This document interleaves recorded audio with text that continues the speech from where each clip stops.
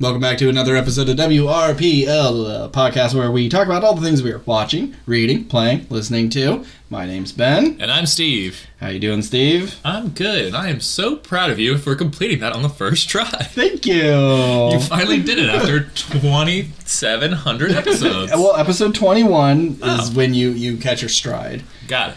Yeah. I don't know why it's so hard, and I'm such a mush mouth on that, but it's tough.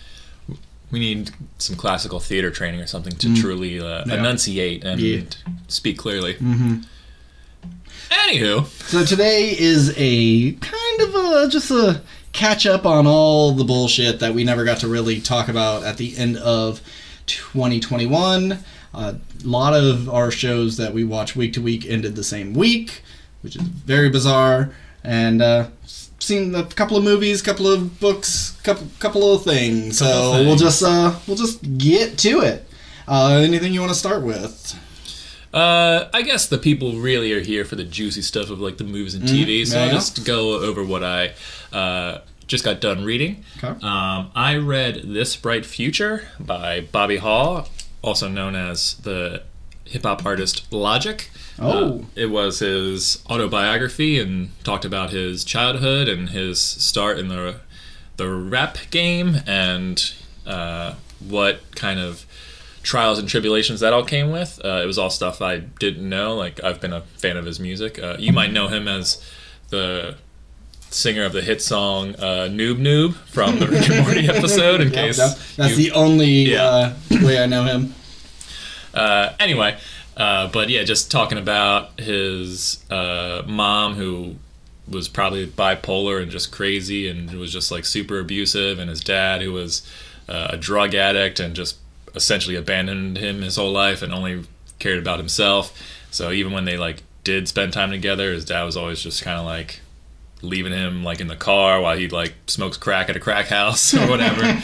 Just, you know, not a good childhood, and how he was able to sort of get out of that just by being like luckily naturally talented, but also talk about like his other like half sisters and half brothers and how they're all, you know, your kind of typical people from the area he grew up with, but he was the only person who kind of stayed a more or less decent person despite his upbringing. Okay. Which for whatever reason he just kind of like, he always had a moral compass for somehow. Okay. And like, I never grew up in that kind of scenario where like I didn't have terrible parents, I had good parents, so it's always interesting to like read about other people's childhoods, especially when it's like vastly different from your own. Yeah. Because when I hear Logic rap about, you know, nerdy stuff and everything, like he seems like a dude like I could be friends with because we enjoy the same stuff. Yeah. So it's just like, we both come from Maryland, and I think his hometown is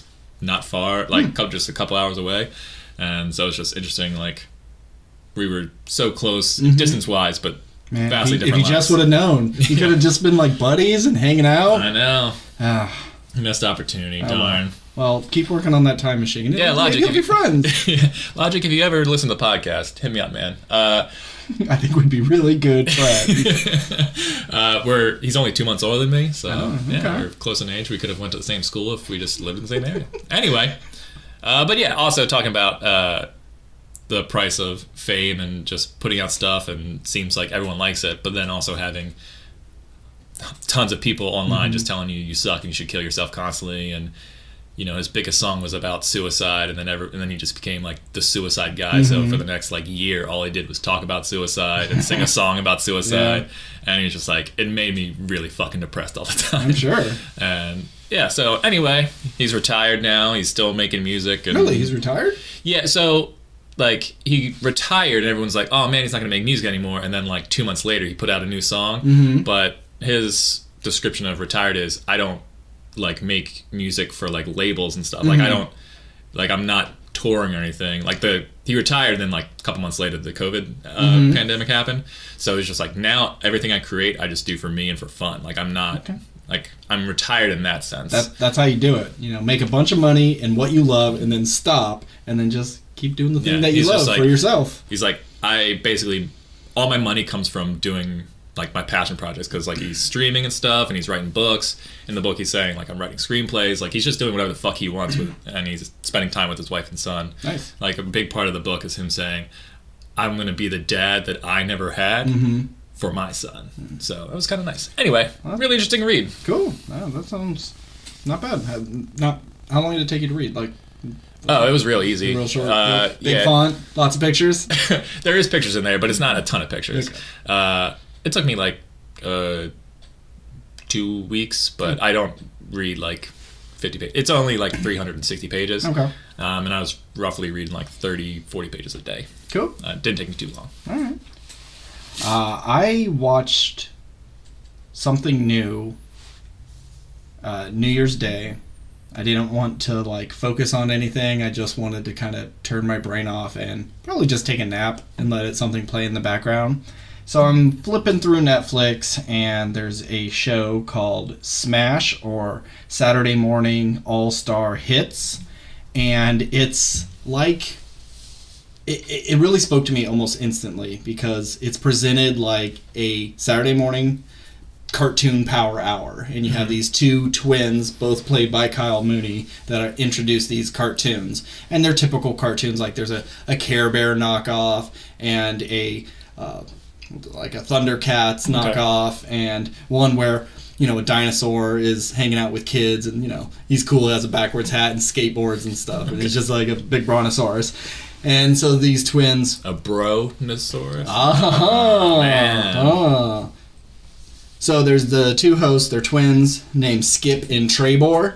Cool. And they just kind of introduce the show. You watch an episode of the cartoon, and it's presented like a very kid-friendly show, but there's a lot of more adult themes going on. So like that dinosaur falls in love with this firefighter, and the first episode we're seeing is like her breaking up with him, and him kind of spiraling because of it. And then another episode we see him going to college and doing college stuff. Very bizarre. There's one joke in this entire series. It's 8 episodes, and they just keep doing the joke over and over again, and it's very funny. I really enjoyed it. So by the second episode, Skip has been given a guest spot on one of the cartoons. It's I can't remember what it's called, but it's like the Thundercats one. It's like these big beast animals who fight people to harness peace power and send it back to home because they're enduring war. And so he gets a small part where what? So they're fighting to get peace power and fighting somewhere else. Yes, they have to transfer it like Energon to it's like they'll find some jerk who was rude to people, and they'll just like kick his ass, and then they go like peace power, and they suck out all the hate, and it turns to peace, and he's like, wow, I'm a good person now. It's very funny. So Skip gets a guest spot on a show, and he blows it up, and his brother Trebor is just kind of like, oh, why didn't they ask you? We're pretty much the same person. And after it's just like 2 lines, Trevor's just ripping on him like, oh, how pathetic. You made it to be such a big thing. But then it turns out the fans really gravitated towards him because his line was, subs. Because he works at a sub shop, and is like, well, how should we celebrate our win? And then they cut to him and, subs, and it just takes off, and it's kind of like everybody's using it. I can just see that on like t-shirts, like where's the beef kind of thing. And so then by the next episode, he's a returning character. In the next episode, he's like the star. It's now Skip and the McAnimals or whatever they were called. And it like he becomes like a movie star on a live action version of it, and the other twin goes nowhere, and everyone thinks he's the shitty twin, and they just keep dogging on him the whole time. It's like Rami Malek and his brother. Maybe. I mean, I don't think Rami Malek's brother wants to be famous. No, I know. It's just the first twins I could think of. So even like in the movie, he's like has a twin, and they get someone else to play his twin, even though he has a real twin brother. It's very funny. And when I said it, it kind of spoke to me because it's presented as if it was recorded off TV on a VHS, and so you get like little bits of commercials and like tracking errors, and it's very set in the 90s. Pretty funny, relatively short watch, 8 episodes of a half hour each. If you don't mind repetitive, stupid jokes, and you like Kyle Mooney, I highly recommend. The only problem with that is I have never met anyone who likes Kyle Mooney. Really? Yeah. Every time, well, pretty much my only experience with Kyle Mooney is his SNL stuff, and his SNL stuff is always the weirdest stuff on the show. And like, there's the occasional sketch where I'm just like, man, this is really funny. But 9 times out of 10, I was like, Kyle's the worst part of this sketch. And pretty much everyone I talked to is just like, oh, I love everyone on the cast except Kyle Mooney. Yeah. Wow. Because I was just talking to Nick about that, and he said they're using him a lot. Like, every single sketch, he's in it. And, like, they recognize he's a funny, good performer. Yeah, like, he's at his best when, like, the sketch is, like, kind of serious, and then he just has, like, kind of one dumb line, and he always does it in, like, this weird, dorky voice. Like, he works, and he is funny. It's just, he's got a particular brand of comedy that I think most people don't enjoy. Okay. But also, since Beck Bennett is no longer on the show... Oh, is he gone already? I think he's gone. Wow. Yeah. Just came in, made his bag, and left. He's either on or he just hasn't been on at all this season for whatever. I don't know. I can't remember. He's an anti-vaxxer or something. Maybe. But like those two were like the duo, and they always did like their digital shorts together. But now, since he's gone, I think they've just been using Kyle as like, you know, this background character for like every sketch. Because Beck Bennett was like kind of like, it always felt like he was kind of like the lead of this crew. Like he was in like every sketch, and he was always like the dad or like the boyfriend. Just always sounded like Kyle's just like the weirdo in every sketch. What else you got? That's my. Oh yeah, if I forgot to say, Saturday morning all-star hits. Acronym is SMASH with an exclamation point. So I listened to 2 podcasts, which tell me about it. I started listening to the It's Always Sunny podcast. Oh yeah, I knew you would. Nothing. I have no joke. Go. Oh, okay. So if you're a big fan of It's Always Sunny in Philadelphia, this is a podcast hosted by Mac, Charlie, and Dennis, and it's just them kind of telling stories from.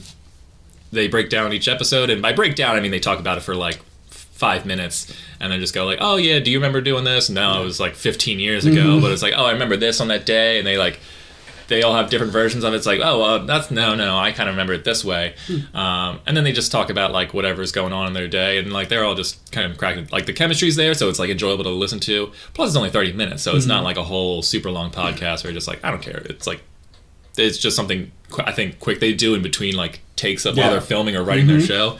How can we make more money just really, really easily? Yeah. But I like these guys enough that it's, you know, enjoyable, and I like that it's the only podcast that I can like pretty much on my way to work be done with. Yeah. So 30 minutes is a nice change of pace from the hour to hour and a half podcast I typically listen to.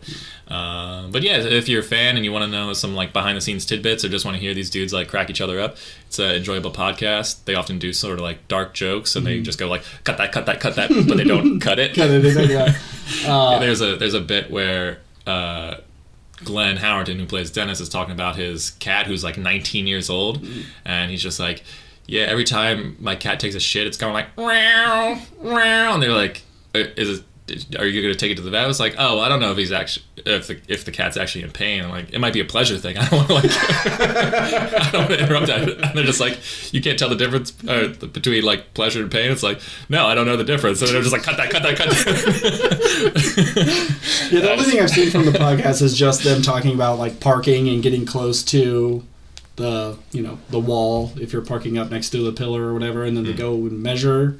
I don't know, maybe have you not got to that episode yet? I don't think so. Oh, okay. But anyhow. Yeah, anyway. So yeah, It's Always Sunny podcast. If you like the show. Is that all it's called? It's Always Sunny podcast? The Always Sunny podcast, yeah. If you like the show, check these guys out. And if you also like podcasts. The other one is before we started recording this episode, we watched an episode of Game Changer. We just talked about it on the show. And this past episode was probably the best episode they've ever done, in my opinion, where they improv'd an entire musical. And so I looked up these people, and it turns out they've had a podcast for the past 3 years. Oh. Well, 2 of the contestants and the guy who played piano, they have a podcast called The Off Book Podcast, an improv musical, and they improv a musical every single episode. Jesus. And they have like 230 episodes. Wow. Yeah. And they have a ton of celebrity guests, like Paul F. Tompkins, and Ben Schwartz did one recently, and other comedians come on there. And I've listened to 3 episodes, and they're all great. Yeah. Like, it's my new favorite podcast. It's just so much fun, and it's so funny, and the tunes are so catchy. The Ben Schwartz episode, he talked to the episode will start and they'll just have a conversation, and then all of a sudden whatever they were talking about will turn into a musical. So it's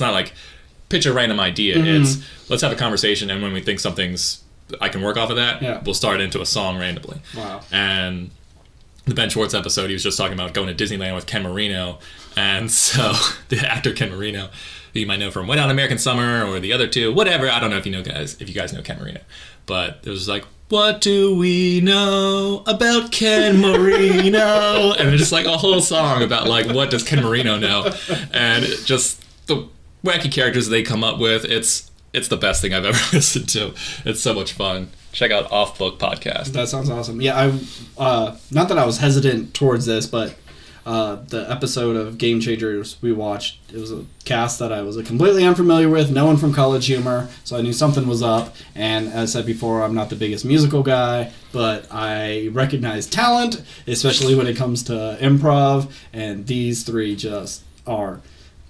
It boggles my mind how you could be so creative so quickly, especially it's one thing to just I think we're pretty creative with our This Meets That, and we're able to just pull shit out of nowhere, but to be able to sing it and make it rhyme, and for the people who are with you to jump in and match that energy and harmonize with each other and know where you're taking it and where the highs and lows are. They really are good at reading each other. No. Which ones are on the podcast? The guy in the middle and the girl. Oh, okay. Yeah. And so is the guy playing the piano. Yeah, but the other guy, who's he? I don't know. I didn't look him up. And he might be a guest on the show at random times. Yeah, maybe they were we want you guys, but we need a third. Can you bring someone on that yeah, you would they recommend? just called their buddy who went to theater class or improv classes with him. Mm-hmm. The first episode I listened to had Paul F. Tompkins and just the piano guy. And then the Ben Schwartz episode was episode 220 something, but they added a guitar and a drummer, so now they have a full band with it too. Wow. To really kind of sell it. It's great stuff. Crazy. That's awesome. Well, I don't really have much of anything else for the rest of this besides the things we both watched. You want to talk about Encanto real quick? Sure. I watched Disney's Encanto, the story of a girl who doesn't have any special superpowers, but her entire family does, and craziness ensues. And that's it. That's it. Moving on. So Hawkeye! No, Encanto was cute. It did some things that I liked that it was different. There was no villain, really. There was no cute, animal sidekick or any sidekick really at all. Yeah. That's surprising. It was pretty much just about this main character and the internal struggle of her family when her magical house and all of her family who are, have superpowers, they all start losing their abilities, and she doesn't know why, so she's trying to uncover the mystery. She has a missing uncle who saw a vision of the house's destruction, and she's the reason why, but she doesn't know why. And it's a musical. The songs are good, but there's no standouts. They're when you saw Frozen and you heard Let It Go, you're that's the fucking song. Mm-hmm. For me, there wasn't any big song moments. But the movie was also pushing 2 hours, or at least felt like it was pushing 2 hours, because there was no real big action sequences, there was no villain. I just didn't really engage with this movie as much as I had hoped. But there is one scene that is very, I think, Up-esque from the beginning of Up. Something absolutely heartbreaking? Not to that degree. Okay. But it is kind of this flashback sequence set to this very beautiful Spanish language song, which I didn't understand, but it was just a very beautiful song, and it just is a flashback sequences of her grandmother running away from some sort of attack that happened on her home where these you don't see their faces, but like these people just show up and they like are burning down her house, and she's running away, and her husband like sacrifices himself to like get her and her 3 newborn children like away, and I don't know, it's just like a really effective scene that like I really really liked, and it was very emotional. It's just I wish there was either more of that or just more interesting story to tell. But yeah, it was cute. It was fine. I don't think it'll necessarily land in any of Disney's like greatest Disney films. Better than Luca? No. Okay. I liked Luca a lot. Okay. More than I thought. But yeah, not as good as Luca. Okay. But that was Pixar. This is Disney Animation Studios. But I like that it wasn't just another like princess story. And it tried new things. It's just I didn't engage with it as much as I was hoping for. Well, speaking of things on Disney Plus, let's talk about Hawkeye. Sweet, let's do it. So we had 3 shows all come to their finales in the same week. 2 on a Wednesday, 1 on a Thursday. Bing, bang, boom, and all of a sudden 3 very excellent shows just went away. And now I don't have anything to watch. Well, but you have. I mean, I always have things to watch. You always have things to watch, but I'm not currently watching anything.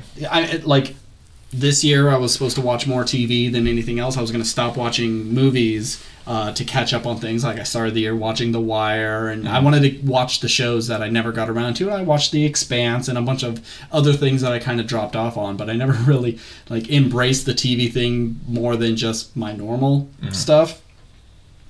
But I also watch a ton of great TV, as you guys have heard on our last episode. And I'd like to thank Disney Plus for offering a lot of that for me, and this is one of them. But don't fret, you have another show to start watching. Book of Boba Fett. I know how excited you are to watch Book of Boba Fett and continue on all this Star Wars lore that you love so much. I may watch it after all the episodes air so I can binge it in like a day or 2. That's I fair. have no desire to watch it week to week. Well, I watched the first one. I just want to talk about it real quick. Okay. They really tried to, Mandalorian has a really good theme song. We got to do the same for this. It's not very good. Kind of sounds like dogs panting, or actually at times, but it actually sounds like a South Park parody of a Lord of the Rings type song. Okay. Also mixed with their like dum dum dum dum dum, the Mormon thing. So they're saying like da da da da da da, something like that at the end of it, and it just sounds like the South Park guys making fun of what this theme song is. So I hate the theme really bad. Okay, how would you say the Mandalorian gets out of the Sarlacc pit? If you just had to think of like something like, yeah, he gets out by what? Unfortunately, I believe this is spoiled for me because the internet did what the internet does. It's like Patton Oswalt predicted this years ago, and talked about you know, close up of the Sarlacc pit, a gauntleted hand of the Mandalorian pops out from the sand. So he crawls out. Yeah, he just crawls out. Yeah, that's pretty much. I mean, he uses his flamethrower to kind of like make a hole, and then he just climbs out. Okay. It's like, wow. Well, not that it has to be some shooting up with the rocket and then shooting back down to kill it and some epic thing, but it was just like, yep, you got out of the Sarlacc pit. Okay. And I think some of the past stuff is interesting, of him being taken like sand people and getting the shit kicked out of him, whereas the stuff today of him trying to be this crime lord and talk to mayors is just not as interesting. I don't think this is going to be like I love these characters, they're so much fun to watch. It'll just be whatever. Yeah. I do think this is like the most fan service thing. Like, this isn't for a casual viewer. You should only care about this if you're obsessed with Star Wars and you think Boba Fett is just the coolest guy because that helmet is so awesome. If you're that person, yeah, this is your show. If you're no, you could skip it. Yeah, I mean, I always said, like, I have nothing against Star Wars per se. It's just like I want to see more of this world. And like, if you told me, oh, we're gonna do a Star Wars show, but it's not about Jedis really, it's about like the underworld, the crime underworld of Star Wars, I'm like, oh, that sounds cool. Like, that might be some interesting stuff, and you can see like rival gangs of different aliens and stuff. Like, interesting. But you basing it around Boba Fett, which is a character who, yes, undoubtedly is the coolest looking character in Star Wars, I guess. Sure. Or at least one of them. But like, Boba Fett was never a really interesting character, and you've only actually really shown him doing anything in the Mandalorian show, which I've already like invested in this Mandalorian, and I don't want to invest in another one who is essentially just from their two interactions is essentially like the same character of just like this stoic badass guy. Yeah, but he doesn't follow the man. He's not really a Mandalorian, so he takes his helmet off and stuff like that. Sure, yeah, I know. Yeah. God, and stuff like that. Sure, but I don't know. I just see that being like a bunch of characters who are all like not fun. Yeah. And who aren't that interesting to talk to because they're always just stone-faced and they gotta be tough because they're dealing with other crime bosses and like that's what you would need to survive. I get that, but Star Wars is kind of a kid thing, and not that I want the shot. I don't know. I guess at the end of the day, I just don't care about Star Wars, and I really want to. And people at work are just like, "Oh, Steve, are you gonna watch Boba Fett?" I'm like, nah, bro. And I feel like some old geezer who's just like, oh, the things you guys like are stupid. Yeah. And I don't really believe that. It's just, I just have no interest. Yeah. There's, so you have Boba Fett and he has his right-hand woman. I don't even remember her name. Ming-Na Wen. Yeah. It's funny. Every time there's like an action sequence, she like puts on her helmet that covers her face and her head so they can just send in the stunt woman, which is fine. I don't care. That doesn't mean anything to me. Yeah. When it comes to like, unlikable kind of snarky badass characters, I'm imagining the whole show is going to have the vibe of, so Boba Fett and her walk up to some door and he goes, now remember, be on your best behavior, and then they go and the guy says halt, she smashes him in the face, he collapses, and he goes, I said be on your best behavior, and that is my best behavior. That's the type of like energy I get from the show. It's like, oh, is that all it's going to be? We're just so fucking cool. Yeah, and I'm surprised because usually when you have a character like Boba Fett or the Mandalorian, you would have someone who's the complete opposite of that character to sort of like bounce. Okay, so this guy is your tough, stoic, brooding character, and then here's your one who's like always talking, the funny one, the lighthearted one. So they kind of like bounce each other out. But and this is just from someone who hasn't seen that show, but has only seen them from the Mandalorian. They're essentially the two. Very similar, so what kind of like back and forth are they really going to have? It's all going to be tough guy. It's all going to be tough guy stuff, yeah. So tough person. So yeah, Book of Boba Fett. No one needs to watch it. I will because I'm a sucker for punishment. But something that wasn't punishing was Hawkeye. We're talking about Hawkeye. Just like first. Response is I love this show. I think it's the third best of all the Marvel TV shows. I know it's only out of 5, so it's right in the middle. But I really, really enjoyed this compared to of the Disney Plus, not including Daredevil or anything like that. Yeah. But it was just a simple, fun story that didn't have like too big of stakes. There's no space sky lasers or anything. And we get a lot of fun arrow action, which is why we're here. I really warmed up to Haley Steinfeld. I know I said I wasn't super hot on her for the first few episodes, but I warmed to her. I wish Jeremy Renner wasn't so stoic all the time. I wish he was kind of having fun as well. Yeah, I think in the beginning episodes, it was like... in the beginning episodes, Jeremy Renner wasn't as fun as I wanted him to be. No. And then Haley Steinfeld was trying to be too fun. Yeah. And I just didn't like... them separately, but once they got together and really got their dynamic by like episode 3, I was once he can't understand her and they're just yelling at each other, then the chemistry works. Yeah, once it got to episode 3, I think I was like, okay, I'm starting to get into this more. And then by the end of the series, I was like, man, I really, really like this show.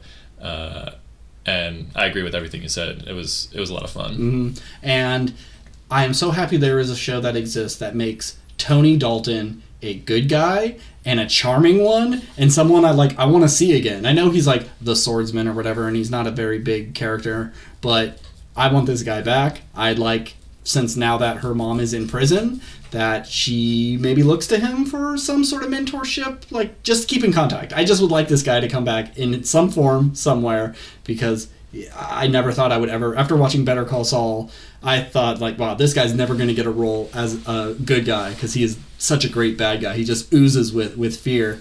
Not oozes with fear, but oozes with danger. Yeah. And makes you ooze with fear. And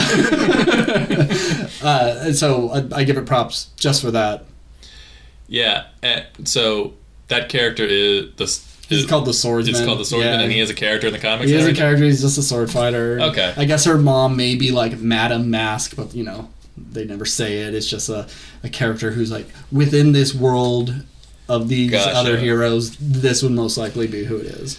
Yeah, I mean, it was as always spoilers if we haven't said it.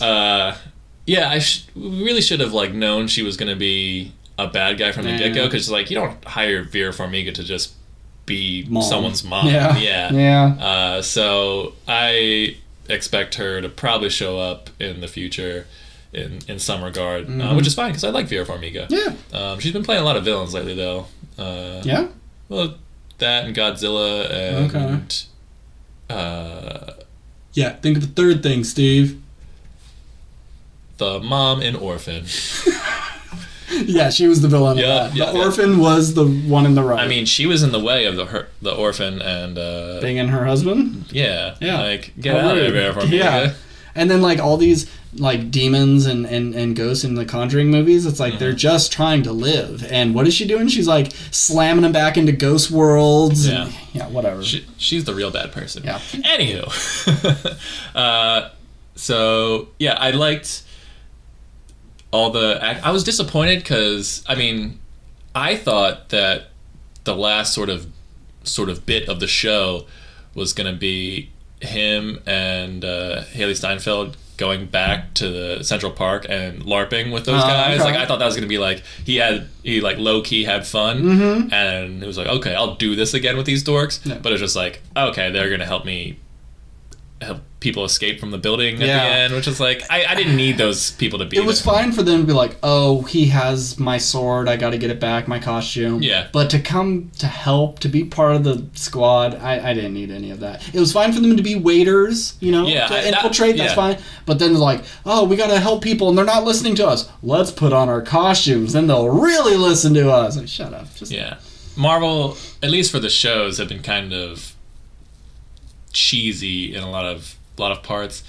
If I have one complaint, there's a lot of stuff in the show I feel like didn't make much sense or just seemed like unrealistic for the sake of like, oh, this will be funny or this will just advance the plot. Yeah. So by no means is it a perfect show. I think it just has enough fun action and chemistry between the leads, all the leads, not in the supporting cast, that it works. And it's only 6 episodes, so it's not like you had to like suffer through a 10-episode season of just like nonsense. It goes really quick. Yeah. I liked Echo because I don't remember the character's real name. Sorry, I'm having trouble hearing. Can you say that again? That's fine. She's having trouble hearing. Nice. You know, there was an episode where she's meeting up with Hawkeye, and he's like, "I'm going to explain myself. Meet me here," and she has all of her goons around. He's like taking them out one by one, and one guy falls and like shoots and gets dragged away, and she's just like looking around, and I'm like, "Hey, idiot! Didn't you hear that gun go off? What are you, deaf?" Oh yeah, my character's deaf. Like, he was right there. You don't hear that gun? Yeah, I'm surprised they didn't do a scene like the Amazing Spider-Man scene where Spider-Man's fighting the lizard and Stanley has like the headphones on. And like, I'm surprised there wasn't some... I mean, I know that was like kind of it, but I thought there'd be like, oh, he's fighting like 12 guys in the background and like guns are like... explosion happens. It's just like no fucking clue. You cut to them and you hear the then back to her, and it's just that that they always do for deaf people or the pure silence. So it definitely like wasn't cliche with what they could have done with her, but at the same time, like I was waiting for it, and I was also waiting for an entire episode that was just like if his earpiece was broken and it was just an entire episode where you didn't hear anything or like you just heard muffles, and I thought that was a missed opportunity. And then they just go to some random place and go, "Hey, can you fix this?" And they're like, "Yeah, okay." I thought he had a special hearing aid for some reason, but it's just like, no, just a regular hearing aid. Okay, that's fine. But the best part, maybe not the best part, I guess, but the most exciting part is having Vincent D'Onofrio back as Kingpin. I know people were clamoring for that, and like a big old clam. And we're excited to see him, and just bringing in the Netflix universe, which I think a lot of people thought like might not have happened because Kevin Feige said he doesn't like those shows particularly. Yeah. But we have him and Daredevil and Spider-Man, which is pretty cool. So yeah, and we talked before, like, what do you do with Spider-Man? And we both agreed, like, Kingpin, Black Cat. Oh, you know how we said we think... Why am I so bad with names? Sydney Sweeney? Sydney Sweeney should be Black Cat. I heard Anya Taylor-Joy was being... I also saw that. Which, okay, I'm fine with that. She looks age-appropriate for Tom Holland, whereas I think Sydney Sweeney looks like, you know, his older sister's best friend. It's like she just... I think you could make it work. Yeah, probably. It's just like he's so little compared to her. Like she's just... I'm cutting all It's not this. like she's tall. No. She's just like... so booby, you know. She's just got like hips and an ass and stuff, and I could just see him like being this like tiny little weak boy next to her. I think that's why it would work though. Oh, absolutely, because that's the character. You know, Yeah. she's just like a sultry Catwoman type, whereas like Anya Taylor-Joy is a little more stick figure-y. She doesn't really like fill out the suit, and you know, if they're gonna bring over the X-Men at all, she's already Magic, so we can't fuck that up, because for sure Magic is gonna show up in Doctor Strange: Multiverse of Madness. She's not. But in the comics, she's like important with him. So the thing I didn't like in the finale though with Kingpin is something that they do in all these goddamn action movies, and not just Marvel, just action movies across the board. Is here's this big guy versus this little person, and all they do is just fucking throw them around the room. It's just like this guy could punch her once in the face and knock her out, or just bust her up, but like. She has to look cute and everything, so she's got like a little Band-Aid over here. No black eyes, no broken noses. It's just, I just want there to be like actual fights. Like that's what's awesome about Daredevil. Like those fights are fucking awesome. Or Punisher. Oof. I'm not saying, you know, Kingpin needs to slam heads in doors and like brains need to splatter. It doesn't need to be overly violent, but like make me believe that this vicious crime lord Kingpin is dangerous, not just a big dude. Yeah. It's like slam her on the ground and go to step on her and she moves. He goes to punch her and she moves. Like she could be quicker and he's not landing any of the blows, but every time he has an opportunity, it's just throw across the room. Yeah. Or like she shoots him with an electric arrow and he like kind of flinches for a second. He pulls it out and she's just like using arrow after arrow. And like maybe they're going like even like piercing his skin and he just like snaps him off because he's I mean, he does have that one and he just breaks it right off of his chest. Like, it's just like she should have been using all of her abilities and they just were like not enough, or they're slowly chipping away at him, and the only reason that she's like still conscious because she's been able to like dodge his hits and like have him like punch a pillar and just shatters because he's so fucking strong, but him just like picking her up and throwing her around, I hate that shit so much. It's Terminator Salvation sort of things. Yeah, that Terminator has Kyle Reese or John Connor. I'm the worst. It's like, you're a Terminator. You kill instantly. Whether you have a gun or not, you crush their windpipe or something, but it just keeps picking them up and throwing them across the room. Or, I mean, at one point he is choking her out, right? I believe so.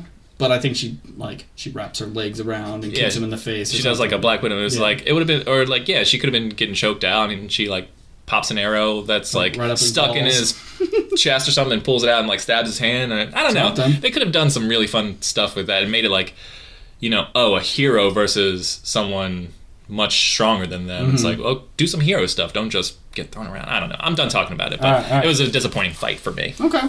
But the group fight in the Rockefeller Center, that was real cool because it was all just like fancy arrows doing stuff. So those guys are dead, right? The Pym particle ones? Like that owl ate them, right?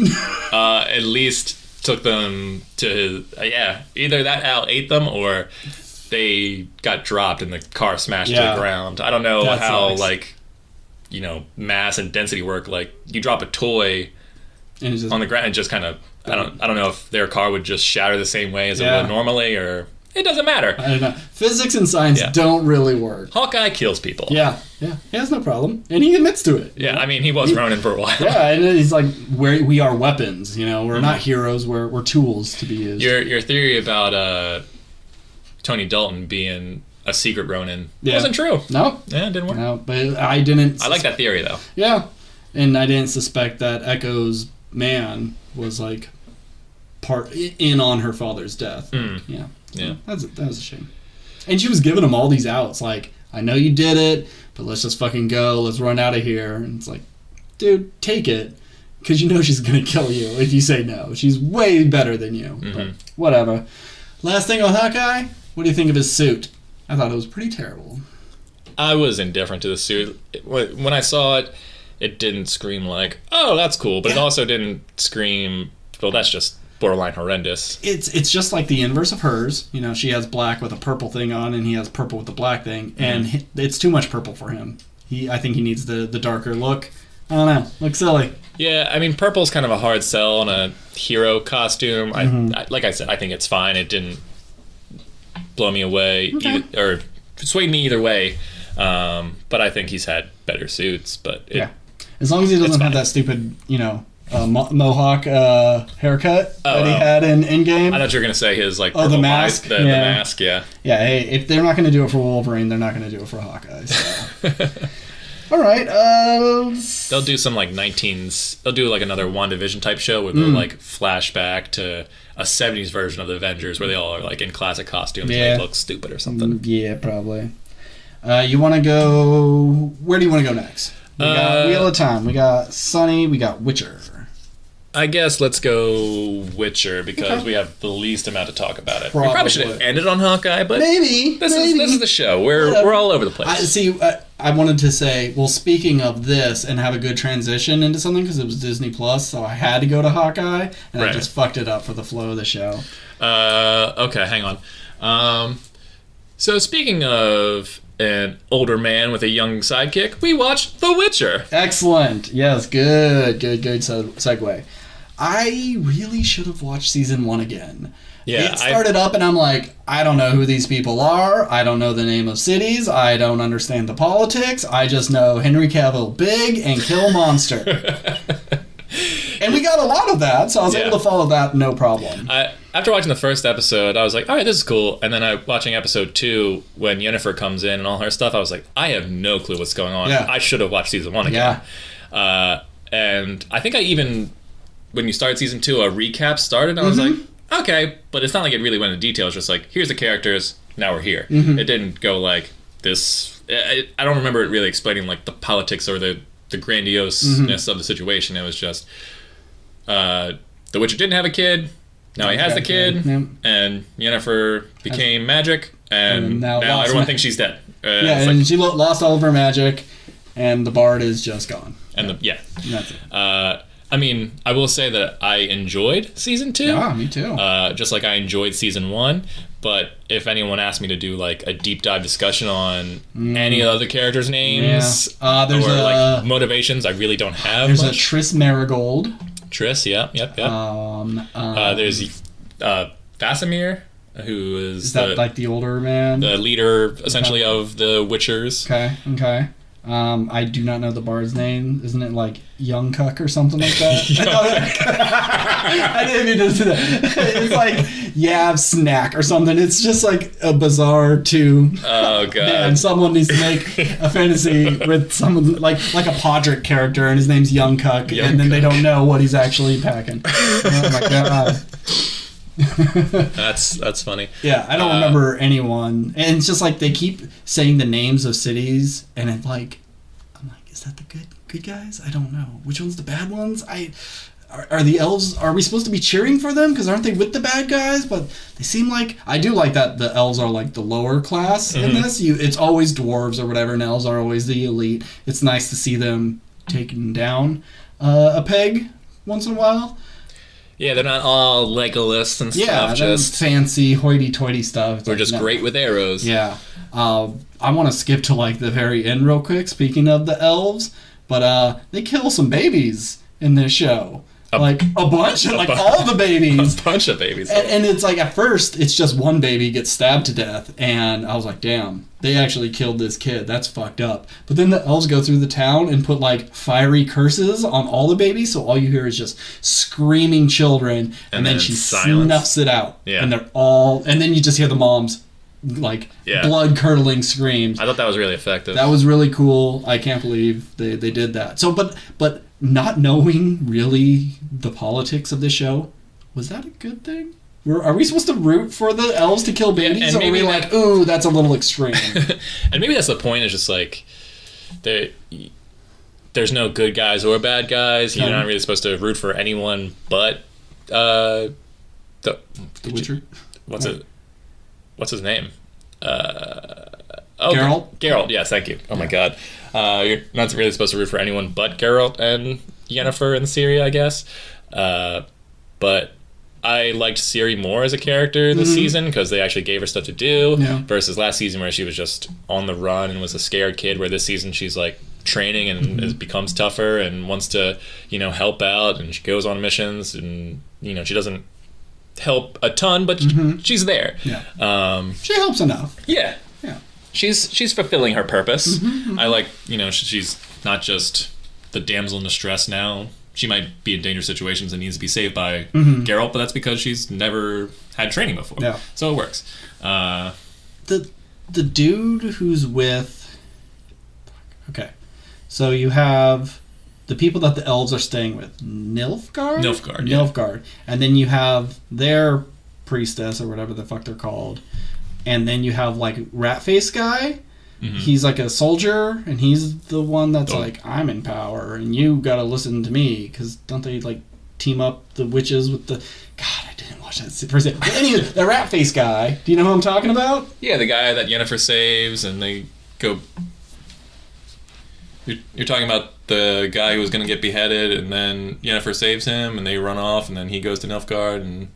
Talking about that guy? You're talking about the rat-faced guy from season 1. He's in season 1. I didn't recognize him, but he's in season 1, and he's paired up with the black lady. Yeah, that's who I'm talking about. He was going to be beheaded in season 1? No, in season 2. He was going to be beheaded in this season because he was the general of that like army attack at the end, and they capture him, and then they tell Yennefer to cut off his head, and then she doesn't, and she saves him to kind of save her own ass. Really? And then they're going through the sewers together with those 2 elves, and then the one elf gets taken by the squid thing, and they escape, and then he gets on the boat, but she gets off the boat. Okay. Do you remember season 2? I remember that, but it's just like, it's almost... I didn't even recognize that was the same rat-face guy, I guess. I don't... Yeah, he's the Black Knight that Ciri's terrified of. Okay.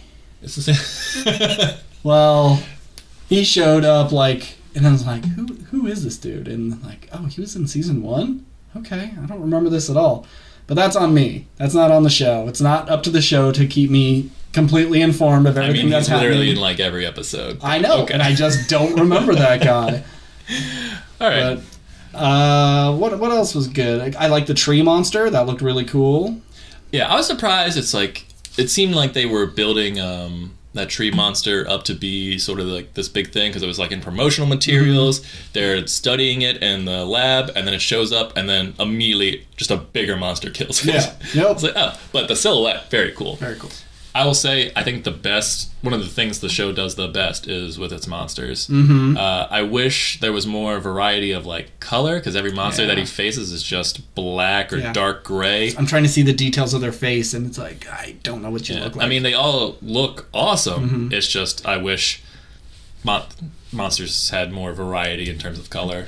Make them more interesting and pop a little bit more. The first one he saw that he didn't recognize, that weird centipede looking one, that thing looked really ugly, which has something in common with Book of Boba Fett. There's the ugliest Star Wars monster ever created is in the first episode of Book of Boba Fett. It's like, imagine if Goro was a centaur, but instead of legs it was more Goro arms, and it lives in the sand. It looked like a fucking Jason and the Argonauts creature. It's really ugly and stupid looking. Okay. I don't like it. But I love the basilisk. I can't say that word.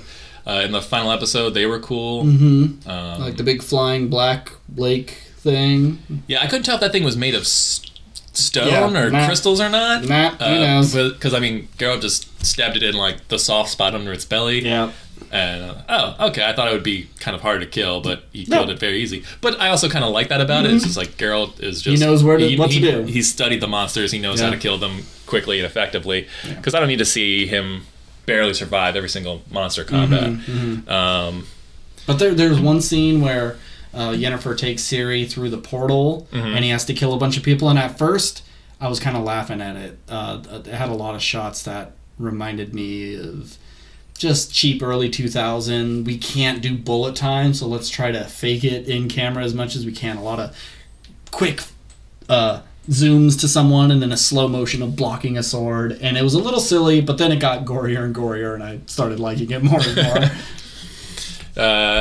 Yeah, so altogether, good see. I also didn't understand. I still don't know what the Wild Hunt is. I understand it's like their version of the apocalypse, I guess, but I don't think it gave any real context clues as to who these guys were, except bad people who will bring about the end of the world, and Ciri might be the one to help them do that. Or stop it. Start or stop it. I don't know. One of my biggest things I don't like about the show is just, in general, I don't love prophecy, and it's always just like, all our special things that have ever gonna happen, it all rests in this one child. It's boring, and it's like, when she's in danger, I know she's probably not gonna die because she's important for the very end of it. So I'm sure all the people who are listening to this who've played the Witcher games or read the books are just like, you fucking dumb pieces of shit. Yeah, whatever.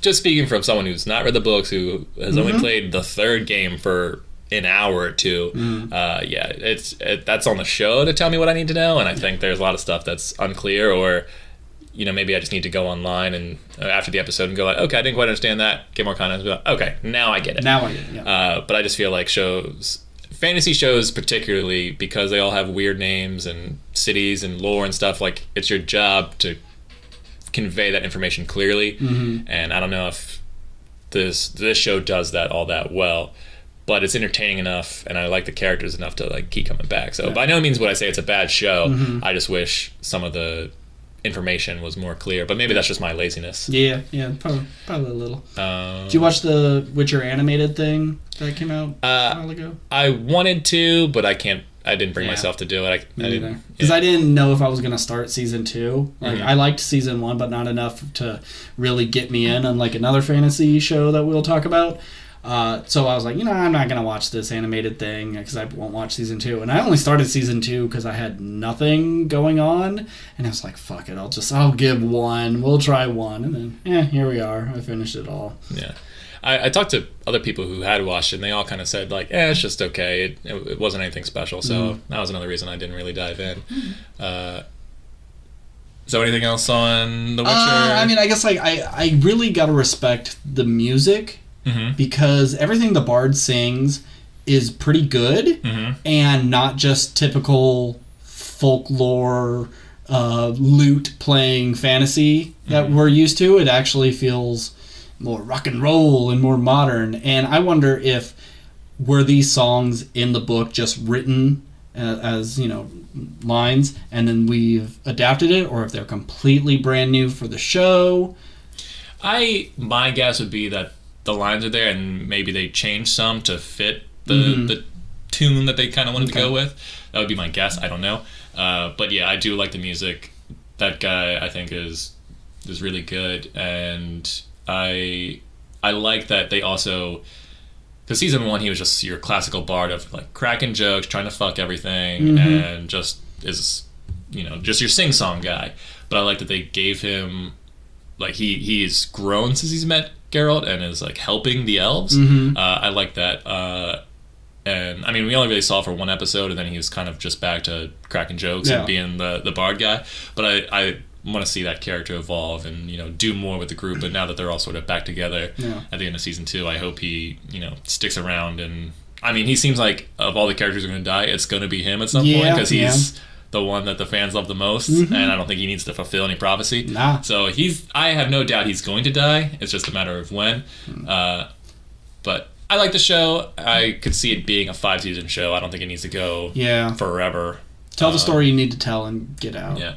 I just don't know how long you can keep the prophecy story interesting of just like them going and fighting random monsters here and there. Like, what's the end game? Just stopping the Wild Hunt? I don't even know what the Wild Hunt is. So we'll see. I'll keep watching. But do you think they're gonna try to put Jaskier? Is that his name? Vasimir? No, the Bard. Oh. Yaskier? Yasker? You don't need to look it up, but I think they're going to try to make something between him and Yennefer. There's that look they had. They like looked at each other and they both like looked away embarrassed. I think it's like, ooh, I don't like you. You're a nasty woman, but you saved my life and I respect you. I mean, I don't know if I necessarily see... I mean, plenty of shows will just put characters together because it's something else for them to do and to create drama, because clearly Geralt loves her, and so it's like, oh, this would be a thing that would sort of upset that relationship. Yeah. But I don't think I want to see that. No. I think they would work better as frenemies. Yeah. And that would offer like comedy and stuff, and also like nice moments of like, although we dislike each other, we still want to see each other, survive. But also, if I was that bard and saw her, I'd be like, I'd at least maybe give it a try. Yeah. But I don't think that's going to happen for the show. Before we move on, I want to talk about one final thing. Okay. Henry Cavill's face. I was looking at his face, and I realized he has the most manly face that you could possibly have. Like, the manliest jaw, the manliest eyes. It's just like everything is strong. Every feature is like perfect. Nothing's out of place. And he's just like got all the good genes to make the most handsome man in the world. Yeah. He's the best Superman. Yeah. He looks the most like Superman. Like, if you told me that guy had superpowers, I'd be like, yeah, I can see that. Sure. He's the most traditionally handsome man. Like, I think he's almost too traditionally handsome to the fact so like, handsome he's boring. Yeah, honestly. And I think it's just because he looks cliche handsome. You're almost like, whatever. Sure. You don't have that weird flaw that some people would turn off, but it really makes the face. Yeah, and I think if you see him in his like normal day-to-day clothes, like, he looks kind of boring. Like, he doesn't dress like a movie star. He just dresses like a dude, which in some ways is endearing, but it's just awkward when you like see a dude who like dresses normally and isn't in perfectly fitting clothes and isn't wearing like the newest styles, but has that face. You're like, what the it's just unsettling. Why aren't you in a tux at all times? Yeah, because like when he's on the screen, it's like, damn, that guy's good looking. It's almost distracting. But then you see him in normal clothes, it's just like, well, there's something off here. Like, something doesn't seem right. Like, you shouldn't be this good looking and look also so boring. Yeah. But, I mean, congratulations. Yeah. I wish I could look like that. Yeah. Best. I just need to do some crunches, I guess. I don't know. Just a few. Just a few. Like fine. 3 a day. Yeah. Great. I think we should go to Sunny, so we're not doing back-to-back fantasy. Yeah, I was going to say that too. So, It's Always Sunny in Philadelphia, season 15 came to a close in 2021. Only 8 episodes, but it's fine because every episode is fantastic. This is a really good season of Sunny. Yeah, everything I've seen online about people talking about the season is... I think a lot of people didn't love the flashback episode because it just seems sort of so out of character for a lot of them. Like, this is them out of high school, but we know that in high school they were bad people. Yeah. So it kind of messed with the lore of the show while also messed with the lore of the characters a little bit, because Dennis and Dee, for the most part, were nice, sweet people. Like, Frank was still Frank, and Mac was still Mac, I feel like. And then Charlie was also, like, kind of smart and a decent person. I don't know if, like... It's like his circumstances got worse as he got older, so he turned into kind of a gross guy. And I don't know if that was them trying to match, like, the season 1 energy, where in season 1, Dee was still kind of a decent person, and Charlie wasn't as dumb as he was now. So I don't know if that was part of it. But I feel like they just kind of wanted to... They just wrote themselves this story, and they didn't really care about the consequences of whatever. That makes the most sense. And I look at it as they're the ones telling this story, so they're going to make themselves look great. And kind of thinking back to their high school reunion one, where they think they're doing this amazing song and dance and stuff, but they're just being awful at it. So probably in their head, they're remembering all this like hilarious good time stuff, but it was probably a little darker and a little meaner in real life. Yeah, but other than that episode, everything I've seen, and I would agree with this, it's been a great season. I think every episode, is funny, and it's amazing that 15 years in they're still writing great stuff. And it's cool to see them outside of Philly, even though a lot of this I think was shot in California. Probably. Yeah. As a setting for Ireland, which they did essentially a 4-part episode, which they've never done before. And all the island stuff I thought was great. Like Mac connecting with that priest and thinking like, oh, we're both gay men. And then it just turns out the priest was actually a pedophile. And you should see that joke coming. But you just assume, oh, he's gay too. Yeah. I was mad so well. I did not catch it. Yeah, me too. I was like, damn, yeah, of course. But the joke with the priest before that where they're like, oh, let's team you up with someone, and there's like this lumberjack handsome priest, and he's just like, nah, I'm going to be fucking and sucking that guy in the rectory in no time. You got to give me a Gus. I'm not falling in love with Gus. The rectory father? You can't name it that, or whatever. These words are very triggering. Yeah, that's what it was. And this season solidified it. Gay Mac is the best Mac. I say gay Mac, then fit Mac, then fat Mac, and then regular Mac. That's the best. The bit where they go to the house of McDonald and it's just McDonald's. All the stuff with his mom and her telling him that he's Dutch and just like breaking his world. And then it turns out they just paid her to do that because he is Irish. And I love when he was like, as a Dutch man, I would look at this hill like a windmill or a dam. Like, what does that mean? I don't know. I haven't been Dutch very long. It's just like such a perfect thing for Mac to say, like, I have all the answers, but I actually don't know what I'm talking about. Yeah, just struggling with his identity. And also what Sonny's been doing, I mean, it's so rare that they do it, but when they do it, I think it's surprisingly effective is when they have emotional moments too. God. The Mac Finds His Pride episode is their sort of standard for like, here's this bit that feels so out of place but surprisingly works really, really well with his dance number.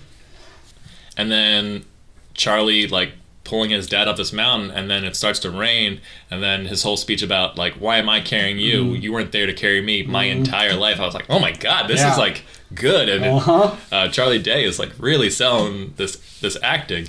And then a minute later they're tossing his body off a cliff and just smashes into the rocks. It's so impressive. Like, I almost want to see them do this kind of thing more. But at the same time, I don't necessarily want to see the show become more drama filled or these characters to become better people, because they, at this point, they're not going to become better people. But when they have these moments of emotion where, you know, the 15 years of you seeing this character just being the most deplorable person and like always struggling with father stuff, and it just never really, it's just a character trait, and now it becomes a character moment. It's really awesome to see. But it makes me so sad. I want Charlie to have a good person in his life, and he deserved to have this rat stomping cheese monster, you know?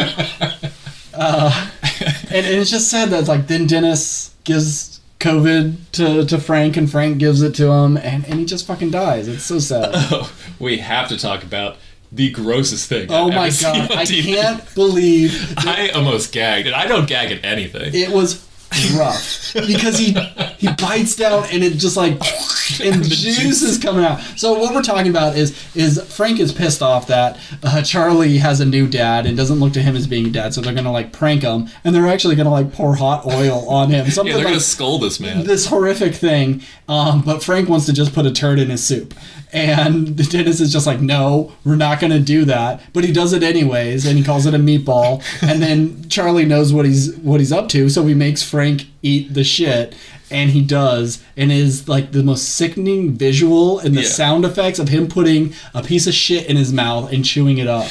Yeah, it was the slow, like, is he going to? That's like, it was the building of it that's like made it gross, and it's just like it's so close to his lips, and it's like, you know, he can like smell it and all that, and and then he does it, and I'm like holding in I was so close to just dry heaving. It was so fucking gross. And then the resolution of it is like Dennis coming and talking to him. He's like, well, you had me up against the wall. What am I supposed to do? Not eat a poopy. It was that, and also Dennis behind the painting with the eyes that were moving. And there's like, oh god. And then Charlie's dad's just like, there's someone else in this room. There's another man in this room. Oh god. All and fantastic the stuff with Dee being an obnoxious MILF for a movie, and she has like that big bump, and then they push the bump in, and then it goes down into her eyes. All the Dee stuff was great. I want to say her teaching that acting class in one of the, I guess the fourth episode, was one of the most hard things for me to watch of Dee, because I love Dee. She's my favorite character, and it was so embarrassing and so cringy. And normally I could handle it, but she was so awful, and her advice was so bad. It is going to be one of those memorable Dee moments of all time, but I don't ever want to watch that episode again. Her like bringing up the confidence of someone just to realize like she's just gonna like suck all the joy out of it, and like all the true power is being the puppet master. It's just awful stuff. What a horrible human being.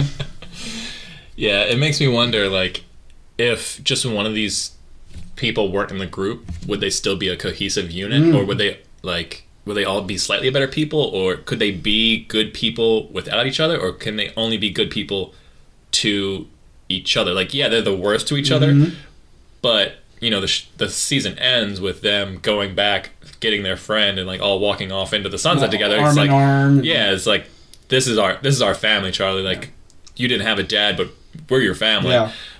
Because even their own separate families are all terrible people. Like Mac's mom's terrible. Charlie's mom is a whore.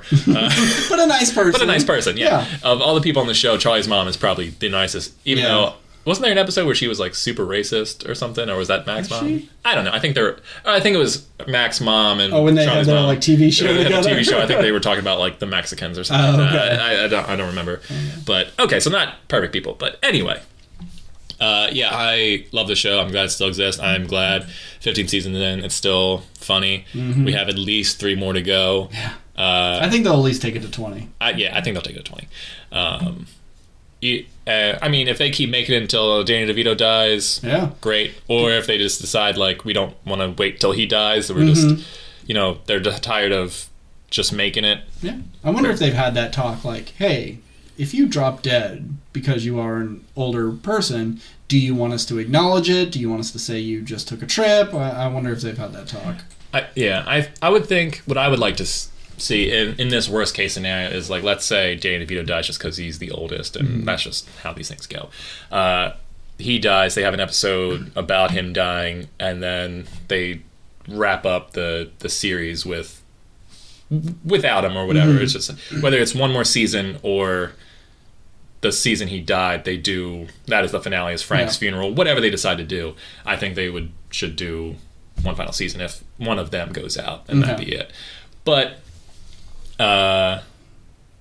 if you guys listen to the It's Always Sunny podcast I talked about, they kind of talked about why they're still doing it all these years later, and it pretty much just comes down to they just still, or at least Rob still has fun doing it. He's like, I have a job where 40 to 50% of my day is just nonstop laughing. Yeah, it's the best. Why would I give that up? So he's like, writing's hard, but being on set is the best time ever, and it's just like they just have so much fun doing it. Why stop? Yeah, I don't blame them. See, you asked the shitty shows like your Big Bang Theories and your Last Man Standing. Like, you could ask them, like, hey, when are you going to end this show? Because when they stop paying me $1 million an episode. I don't blame him for wanting to continue, and I don't care as long as it's funny. Yeah, keep doing it. And they clearly don't care about ratings, because I went on the Wikipedia, and assuming the Wikipedia is accurate, like every season their ratings get lower and lower and lower. Like they haven't hit 1 million viewers an episode since like 2014 or something like that. Yeah, like it's been years since they've had. But I think what it is their initial viewings get fucking nothing. But I think there's just so much streaming. I don't think it accounts for the Hulu numbers, because I imagine the fan base it has, tons of people are watching it. It's just when it airs, no one fucking cares. Because they know they can watch it the next day or whatever it is. But yeah, they haven't hit 1 million viewers an episode for close to a decade. Well, it's nice that FX still like believes in them. Yeah. And it's like it's one of their staples. So yeah, when they pushed them to FXX, I was like, oh man, They're done. They're Yeah. done. They're moving them to this time slot Yeah. or whatever. But I just think streaming changed the game. That's all it Yeah. is. It's, Okay. it's not about viewers anymore. It's about how many times you're. I mean, I guess it's still about viewers, obviously, but you know, it's a different metric. Yeah, weird. All right, our last big. I think it's our last big thing, right? Yeah, I don't think I have anything I else. don't think I have anything else either. I'll double check my list. But, well, speaking of going to faraway lands, let's go to the land of... Wait, what's their continent called? Do you have any idea? For Wheel of Time? I know some places in the Wheel of Time, but I don't know if they ever said the name of their continent. We're going to the land of Wheelicus Time Donocles. That's the name of their place. We're going to talk about Wheel of Time, Amazon show. I do not know diddly about this series. I just knew it was a huge book series that has been done for a while, and the author died, but I didn't know the concept, the characters. I didn't know anything, so I went into this fairly blind. And one of the problems with a lot of fantasy when you do not know the source material is, are they good at explaining the world, the politics, the rules, the magic, everything? And this show does it very, very well. I had to watch it with subtitles, though, because there's just, like, and I should have done that with The Witcher as well, I think. There's so many weird names, and I don't know, is it a place, is it a person, whatever. So it was very helpful when you have all those strange consonants smashed together. But it does an excellent job of keeping you informed of what's going on and who's who, and I think this is a show that even, like, my mom could probably watch and follow.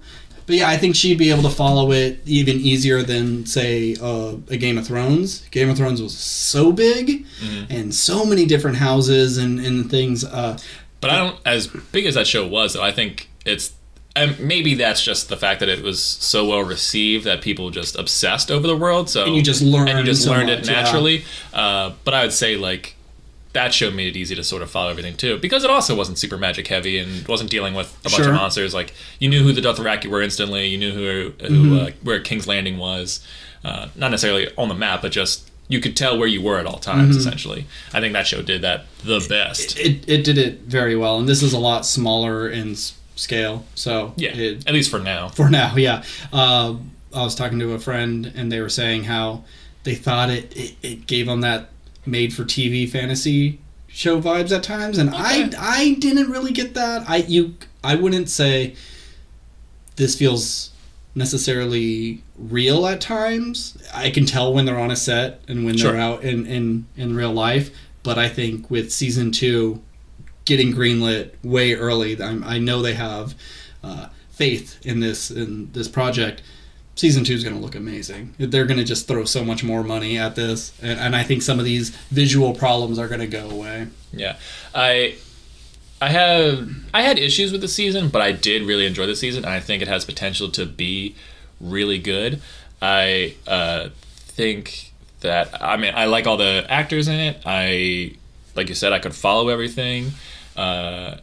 For anyone who doesn't know, the guy who played Matt, who didn't join them in the final episode, he's off the show now. I think his character is in all the books, I believe, so they're just going to recast him, which is a shame because I liked that actor in that role. But is that character super important? Can't they just run into a new character that has a different name that just picks up story beats? Like, all we really know about him is that he has 2 sisters and deadbeat family, and he's kind of a drunk, and he's kind of a gambler, and that's about it. They could totally easily run into someone like this. I don't think they need to recast this, especially with Moraine putting out that call saying, hey, can you contact my red sisters and go after this guy? Yeah. I just think they're going to go find him, kill him, and then whatever story beats they need, they'll just toss it to a new character down the road. And they very well could, if they want to differentiate from the books drastically. I imagine they're not going to do that solely because he'll be Matt with 2 T's.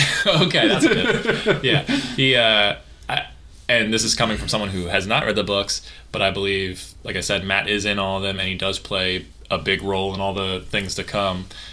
I think book fans would be pretty pissed off if, one of their beloved characters who is essential to the entire story just is replaced with a similar character. A guy named Pat. Yeah. I'm Pat, and I have all those traits of your good old friend.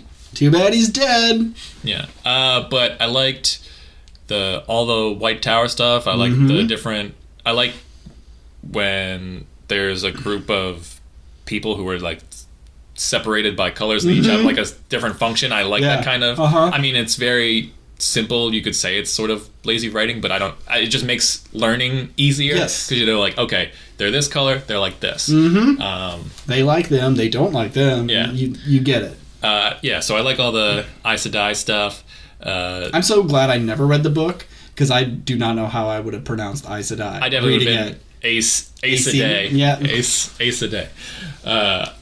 The Dark Lord stuff, unfortunately the show comes out on the heels of Lord of the Rings and Wheel of Time did that too, and so there's just an evil Dark Lord, and that may seem kind of boring, and it's just like this shadow over the entire cast, and you really don't get much of him until like the last episode, which I didn't expect him to just look like a dude. Yeah. I mean, I kind of like that though, and that actor is actually one of the main characters in that game I've been trying to get you to play, No Way Out. Oh, okay. Or A Way Out. No. The two-player... The two-player, yeah. I don't think that's what it's called. I think it's called A Way Out. Breakout? No, it's A Way Out. Doesn't matter. Anywho, so when he showed up, I was like, oh, that's that guy. Okay. Anyway, but yeah, what else can we say? I wish we got more with the people all in white that were torturing. Yeah, thank you. That's one of the things, is they kind of established these villains, and I thought, like, that... and I liked that guy. I thought he was very terrifying, and I was like, I want to see more of this dude. Yeah. And you never really saw him officially die, so I would think, like... Yeah, he's alright. I would think he would come back. He might have, like, wolf scars on himself, or... It just kind of seemed like they just wiped out that problem in episode 3, or whatever it was. And I was like, oh, okay, like, that's such a cool group, and their clothing was fucking dope. Yeah. And I just kind of wanted to see more of them, and just kind of seemed like they just wrote them off really quick, and that was a shame. I really should have put my thoughts together. Yeah, whatever. Well, let's talk about the main crew. Moraine, I warmed up to her more. I especially, after she sent her Red Sisters after Matt, I went, oh, this chick does not care about these people at all. She only cares about this mission. She has no personal stakes when it comes to friendships. And it's just like, yeah, I want to help you guys as best I can, but... if you're gonna have to die, you're gonna have to die. But I like that about her, because when your mission is to save the entire world, she's not gonna make the dumb choice of, I'm gonna choose friendship over everything. Yeah, she is there to stop the Dark One, because she might be the only one who can, along with the Dragon Reborn, who we find out is Rand. Yeah, which I think is like... such a boring choice. Yeah, which in the grand scheme of things, compared to all the other characters, is the least interesting. But when I'm okay with like that guy being the hope of the world, as long as the people around him are interesting. Because I like when the side characters are more interesting than the main character. It's just kind of a shame. It's like, oh, he's your lead, but no one really gives that much of a shit. So sometimes that can be kind of hard. But the whole season, you really didn't give him much to do, and then he's the leader, and I was like, oh, okay. But by the end, I was okay with it. And I wish they didn't do things right at the end, like, what am I going to do when I fight the bad guy? Oh yeah, I got this magic action figure. Put all your faith and love into that, and you'll be like super powerful. I thought from the get go, as soon as she handed it to him, I was like, she just made that shit up. Yeah. That thing has no power whatsoever. And then when it did, I was, oh, lame. I thought it was going to be a thing where he's like, haha, I got you. It was like, dude, she sold you a lie. Yeah. And then, the real power would come within, and it's like, oh, I am the dragon. But when, I couldn't believe that shit worked. And it's like, tell that story when they're all as a group. Like, she's just telling them a story of something in the past because she has a lesson for them to learn. And set that up earlier. Show her maybe every time she's sitting down or in bed, she's holding it and touching it. And it was just like oh, how am I going to defeat the bad guy? Oh, I got this gun. Here's a grenade. Yeah, I just brought this bazooka for you. Just go kill him. Oh, cool. Thanks. Yeah, I didn't love that, but whatever. Yeah, I I also didn't love in the... Well, I'll go back to the first episode real quick. The attack on the two rivers I thought was shot really well and looked cool, and those Trollocs were terrifying. I liked how big they were. I liked that there was practical effects. I know you weren't in love with the look of them or whatever. Yeah, they're just like demonic minotaurs. Yeah. Just need something a little different. But I just didn't know what a Trolloc was when, I heard the show was coming out. So I thought that whole scene was really effective, and like, imagine you were just minding your own business in town and then these fucking things show up. It'd be really scary. And then in the final episode, they looked horrible. Yeah. That was the daytime. The CGI stuff just did not... Well, I don't think... Like, in the daytime it would have been fine. I think it was just that it was all CG. Like, it didn't seem like anyone was really there, and they were all like... rampaging hordes of CG and characters. Like, everything was from a faraway shot except for the one close-up, which didn't look good. And you had this big battle, but you didn't actually see any of the battle take place except for like one shot of him like shooting the leader of the city that they were in. And so it was just, oh, okay, well, they broke through the wall, but you didn't really see any of that battle, which would have taken a while. And then so they looked bad, but then you had this pretty cool moment where like the whole episode was building up to, oh, there's no way we can defend the city, and then they do one attack where they literally take out the entire army, which I'm like, okay, fine. It was kind of a cool moment, but I hated when Nynaeve died to immediately be resurrected. Yeah, like if she was injured and like that was what the next season was going to be, is like, oh, I'd be fine if the next season started and she was okay. It's like, okay, I've spent the past 6 months healing because of Egwene, yeah. But her to essentially burn from the inside out to save Egwene, and then just her going, well, you're healed now. Just sort of like, I hate that kind of magic. Yeah. Like, if it was something I can heal you, and then you heal me, and then we're perfectly fine. You would think it's like, if I heal you, I take on so much damage, I, can't be healed from that without naturally healing. But it just seems so simple for them to just take care of each other. And early in the season, you have people who get injured, and Moraine is like so drained from like healing people from like a battle wound, where it's like Nynaeve essentially cooked herself alive, and just back. It's like, and Egwene, look how powerful she is. Egwene isn't like the powerful one. Yeah, she just has the ability to channel, and it's just, I just thought that was lazy writing, and then like that kind of bothered me. It's either like, don't sacrifice her or make it so it takes a long time for her to get back to normal. Yeah, like have her like breathe out, but her eyes are still like burned out, and just like, oh, I thought I died. And like, oh, you almost. Or, like I said, next season, even if it's not, it takes a bunch of them to bring her back to her normal self. That part just bothered me. Yeah. But it was kind of fun. It's just like, we're doing it. We got all the power. Oh, fuck, I can't stop it. Now we're all going to die. Yeah, I mean, I like the concept of, I've become so powerful, I can't, like, it's like a drug. I can't stop. And that's what kills the woman who was taking the power from the other channelers. Like, her death was cool, and I liked that. And she was able to summon this super move by basically killing 4 people.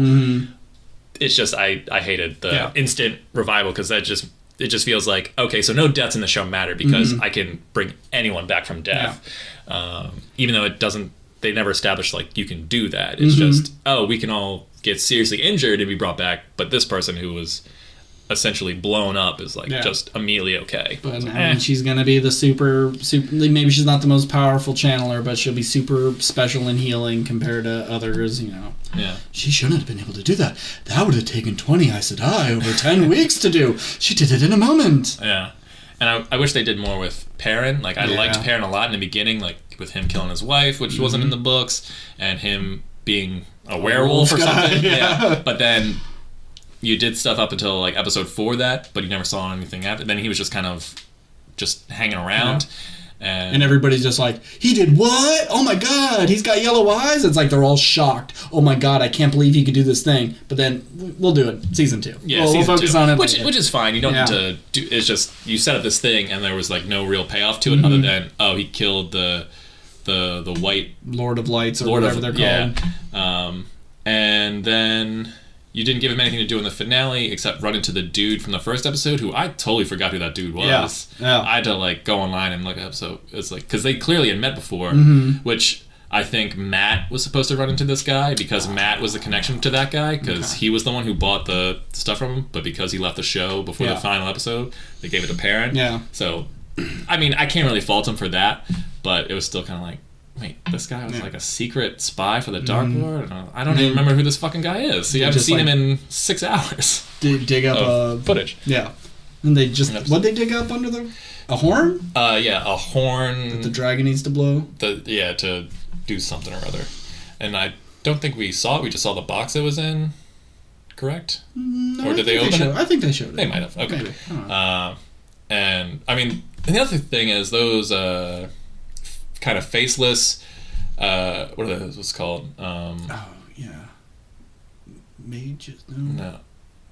Shapes? Shades? Shades, yeah. Okay. You see the shades, and they're, your ring wraith kind of characters, and they look really scary, and they look really cool, and... So is there more than one? I thought there was just one. Yeah, there was two next to it. Two. And I think there was one leading the army. There's a bunch. Okay.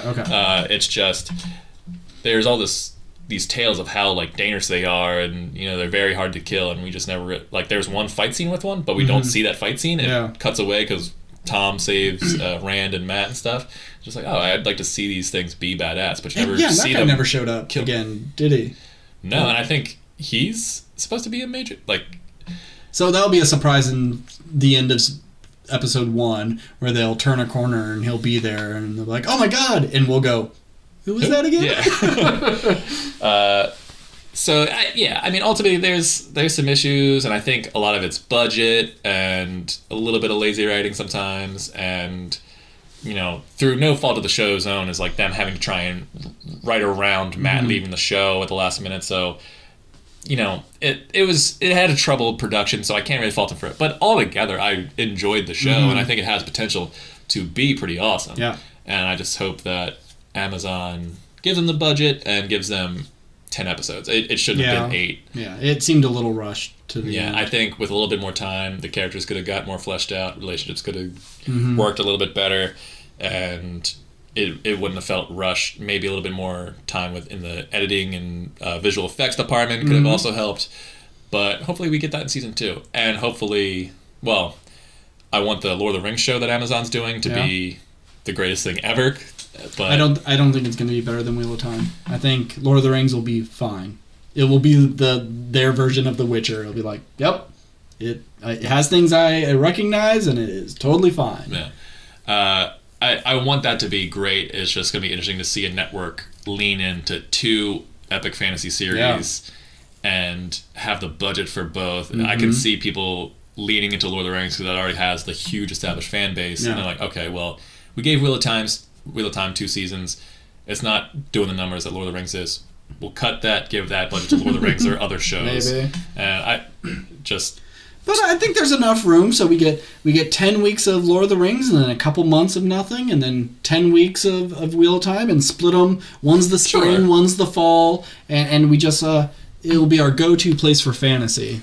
Yeah, and also HBO has House of the Dragon coming, and we'll see how that tracks after the backlash. Who cares? Nobody cares. But Matt Smith sucks. I called this years ago when it's like, what happens when there's all this content and it's all the same shit. It's like people are gonna get bored, and what are we gonna see? You're gonna see fantasy shows because it's all stuff that, I mean, there's gonna be the cliches of magic and swords and all that stuff, but it's all stuff no one sees.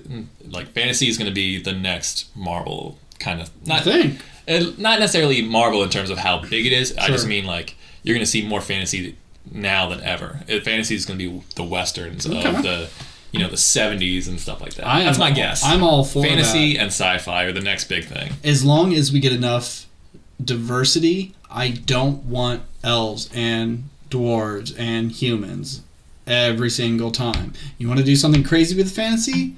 Do it. Make it that there's 3 races, and some are, people made out of moss, and some people are snail people, and some people are the concept of light and math. I don't care. You do something like crazy, but I don't want elves and dwarves and humans again. I'm over it, because you can't do anything new with them except for Witcher making the elves the lower class, but that's just like a simple status change. do something interesting. Or I mean, you could still do elves and dwarves, but do a story not about humans. Do a dwarf show or something like that. But I will say that's hard because either you're casting all little people, and maybe there's not a huge pool to pick from to make an entire show based around this group of dwarves, or you do sort of what Snow White and the Huntsman did, where you take like normal sized people and make them and that costs money, look like dwarves, and so like that'd be a hard balance. But like I'd be interested in seeing a dwarf show, Sure. Yeah. But I don't also, it's like, oh, we're going to have a show. The lead is a dwarf. Oh, that's interesting. What they do? Get this. They live underground and they mine for jewels. Like, oh, well, it's just the same shit again. I don't care about that story. Guess what? They also have big beards. And the women do too. Like, wow. You're really blowing my mind here. We didn't talk about it, but I did like, I don't think we've ever in seen The Witcher? In The Witcher, there was a woman with a beard. I was like, oh, look at that. That's they nice. finally did it. That's cool. That's very cool. You have dwarves, they live underground or something, but it's because of the gases on there, and they're the first people to create hot air balloons. So the dwarves were the first people to actually fly in a medieval setting. I haven't seen that before. That's something different. And they use their volcano homes to travel from one place to another because it's always a source of hot air and whatever. That's cool. But if it's just like, oh, we'd like our jewels and our gold. Yeah, in fantasy stuff, they always make the dwarves the industrial ones. And that's cool. And like we see that a little bit in Hobbit and Lord of the Rings, but they always go into cities that are no longer populated by dwarves because they were taken over by goblins or a dragon. So we never actually see dwarves be industrious. Like there might be a flashback, but it's like, okay, let's see them build cool stuff. But we never see that. You get that in I think games like World of Warcraft, but that's different than what we're talking about. And I like in Wheel of Time the builders, whatever, the Ogiers or whatever they're called. Like I like that. Oh yeah, they build these cities, and they were the ones that kind of like started a lot of this, and everybody pays respect to them, and they're revered. Whereas in say like Lord of the Rings, dwarves are always just kind of looked down upon as being lower class. So it was nice to see this weird kind of monster man being revered so greatly. That was nice. Yeah, I'd like to see other races, especially like when D&D is as big as it is, and I know there's a D&D movie coming out.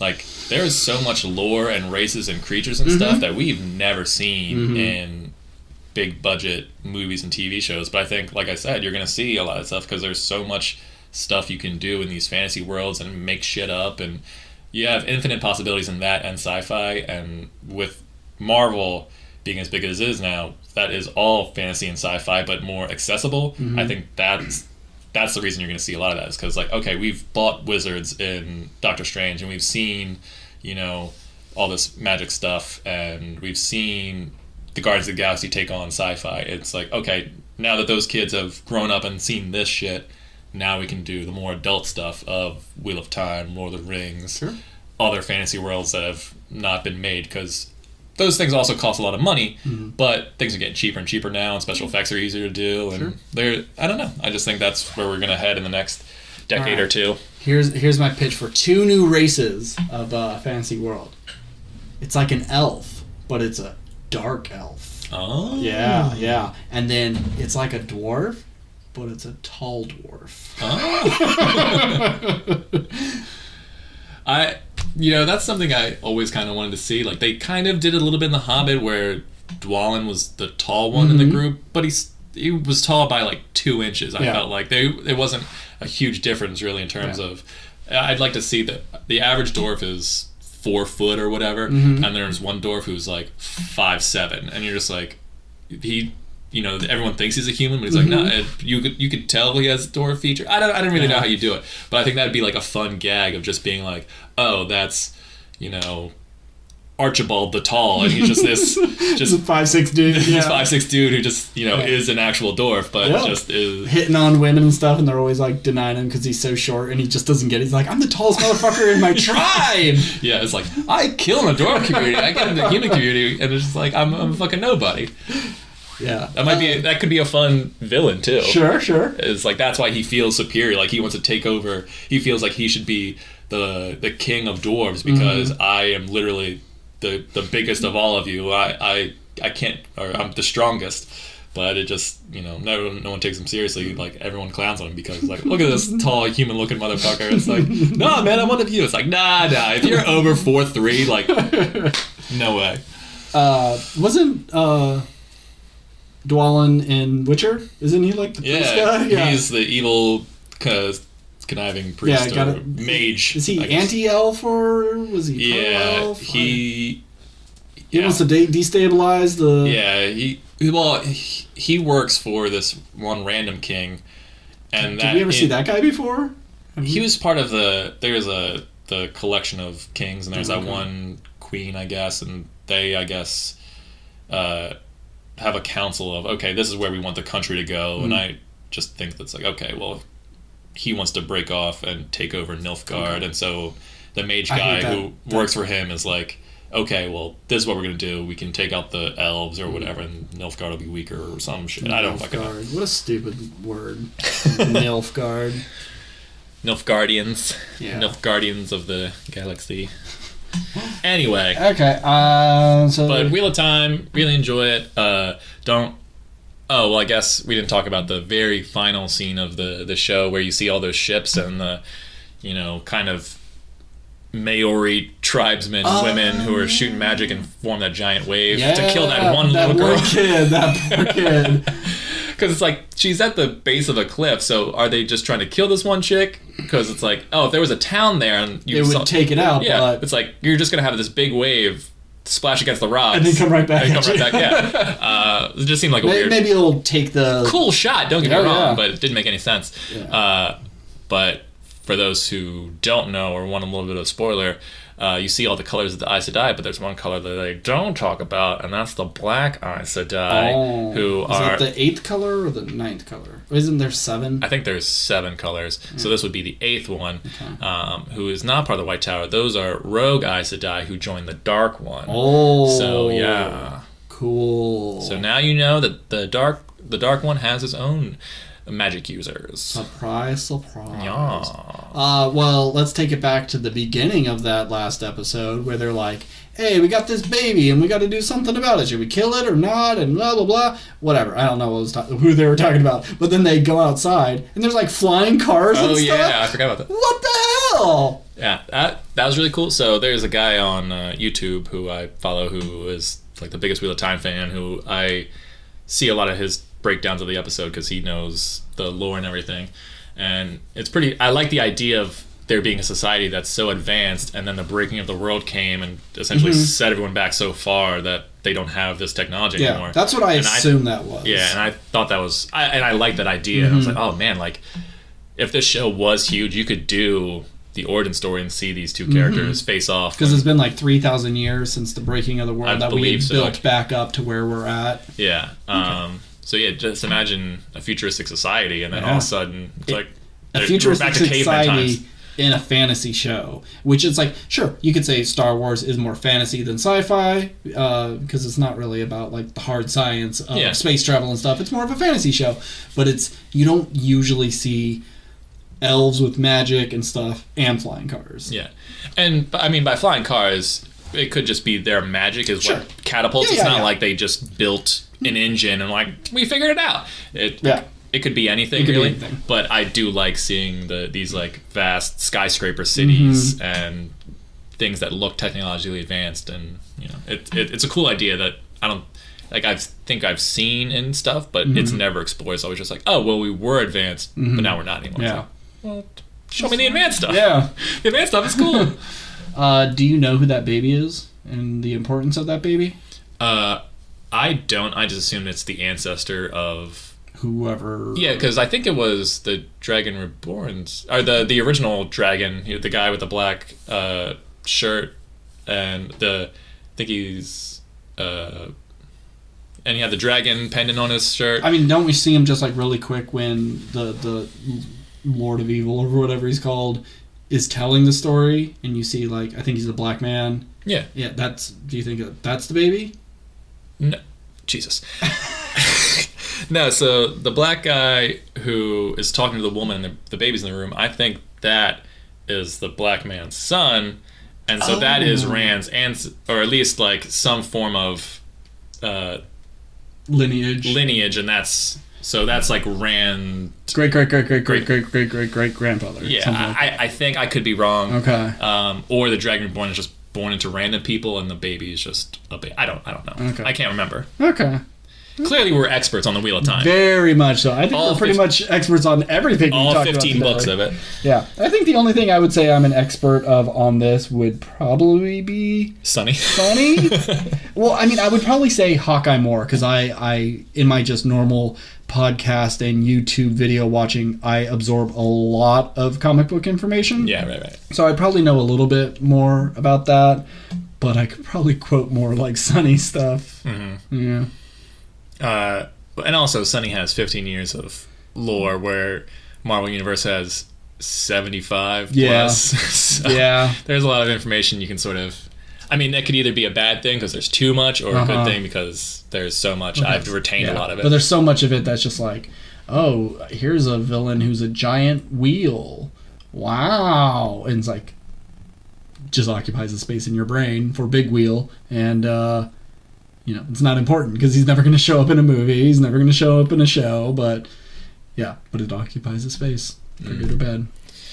What did you think of the final confrontation where you, in terms of Rand versus the Dark One, like, were you cool with it? Did you like how it ended? It didn't have to be some big sword fight or anything cool. It's just like, we're just going to talk and I'm going to try to convince you to, like, shape the world in the way you want and you could have your girl if... Mm-hmm. But I like his logic of his reasoning behind it. It's like, I can take this and I can make her do whatever I want, but it's not what she wants, so I'm not going to do it. And that was nice. Way to ask for consent, fellas. You can save the world by asking for consent. Yeah. I'm interested to see where that character goes, and I'm glad because the whole season we just had this fiery-eyed dude who's like, oh, there's another empty-faced fire-eyed thing in fantasy. It's like, Jesus Christ. But I like that they gave him a physical form, and he was kind of like charming, and it wasn't like this, hands rubbing together kind of guy. You're just like, no, let me pitch you my side. It's not what you think. The Dragon Reborn doesn't have to be some pure good thing. That's not how people work and all that stuff. Like, I thought that was effective. It's just like, oh, here's this cool character that we immediately like defeat and not defeat, obviously, like he's still around, but it just kind of felt like the end of I know you didn't watch them, but it's like the end of you watched the first one, Harry Potter and the Sorcerer's Stone. It's like, oh, Voldemort shows up at the end for a second, defeated instantly. It's like, oh, but there's many ways for the Dark Lord to come back. It's like, okay, so we're gonna just be doing this over and over. And because I don't know what happens in the books, I don't want to see like every season they run into a new form of the Dark Ones. Like, okay, well, now here's another magic amulet, and now I can take this form. He reminded me a lot of Farouk from Legion. Did you finish Legion at all? I watched, I think, 2 episodes with you and never went back. When we would get off work and come back to my... I don't know anything about Legion. Okay, well, Farouk's the bad guy, and he's that Middle Eastern, classy, well-dressed, but very threatening character. Yeah, very good. Anything else about any of this that you want to keep talking about? No, I don't think so. Okay. I think we kind of covered all the bases for the shows, talked up the goods, the bads. Yeah, lots of TV. I'm sad they're all over, but I'm glad that we'll see another season of Wheel of Time. We'll see another season of Sunny. We'll see another season of Witcher. Yeah. Whether there'll be another season of Hawkeye, still up in the air, but at least we know we'll see. We know we'll see Kate Bishop more. Yeah, we'll see those characters again. Yeah. And we didn't even talk about Yelena in Hawkeye. Oh, the star of Hawkeye. Back to Hawkeye.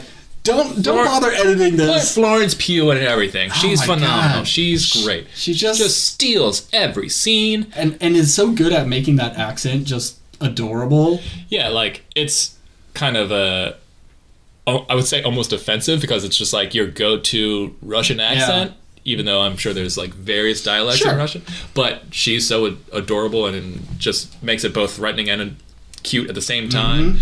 And every scene with her and Kate is just like, why are we teaming her up with Hawkeye? He's a bore in this. Team her up with Yelena and just let him go have fun. Yeah, if this is all sort of build up to Young Avengers, I'm fine with it. And I like the idea of like, okay, imagine a young Hawkeye and a young Black Widow. And they're best friends. And they're best friends. And it's like, here's a young Hawkeye and a young Black Widow, and now they're best friends. I love that setup. I think I pitched it when we first were talking, or maybe it was something off air, but I had the idea that Yelena would kill Hawkeye, and then since she's going to be working with Elaine from Seinfeld,